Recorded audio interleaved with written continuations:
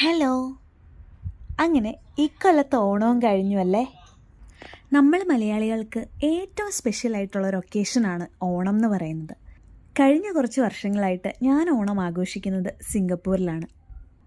നാട്ടിൽ നിന്ന് മാറി നിൽക്കുമ്പോഴാണ് നമ്മുടെ നാട്ടിലെ ഫെസ്റ്റിവൽസിനൊക്കെ ഇത്രയും വാല്യൂ ഉണ്ടെന്ന് നമുക്ക് മനസ്സിലാവുന്നത്.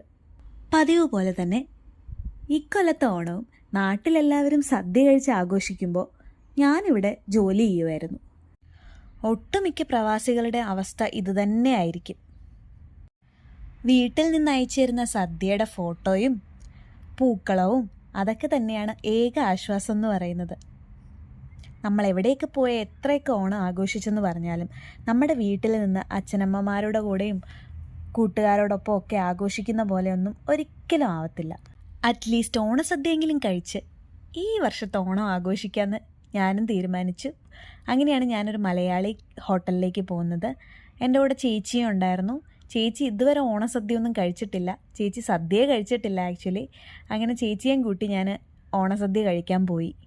ചേച്ചിയുടെ നാട് തമിഴ്നാടാണ്. സദ്യയെക്കുറിച്ച് ഒരുപാട് കേട്ടിട്ടുണ്ടെങ്കിലും ഇതുവരെ അതൊന്ന് ട്രൈ ചെയ്തിട്ടില്ല എന്നാണ് ചേച്ചി പറഞ്ഞത്.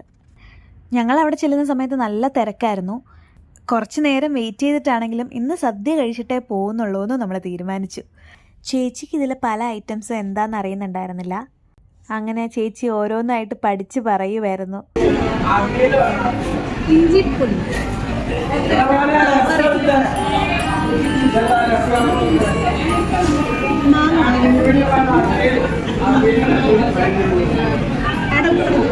ഇത് വിട്ടിട്ടങ്ങനെ ஞாபகம்ல എരിശ്ശേരി എരിശ്ശേരി ആമാ.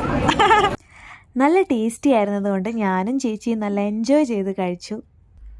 ഏത് വിദേശ രാജ്യത്ത് പോയാലും ഇപ്പോൾ അവിടെ എല്ലാം കേരള റെസ്റ്റോറൻറ്റ്സ് ഒക്കെ അവൈലബിൾ ആണല്ലോ. അതുകൊണ്ട് തന്നെ നമുക്ക് സദ്യ കഴിക്കാനൊന്നും വലിയ ബുദ്ധിമുട്ടുണ്ടാവില്ല. ആൻഡ് ഇവിടുത്തെ സദ്യ നല്ല ടേസ്റ്റിയുമായിരുന്നു. ഇത്രയേ ഉള്ളൂ എൻ്റെ ചെറിയ ഓണവിശേഷം. Bye bye.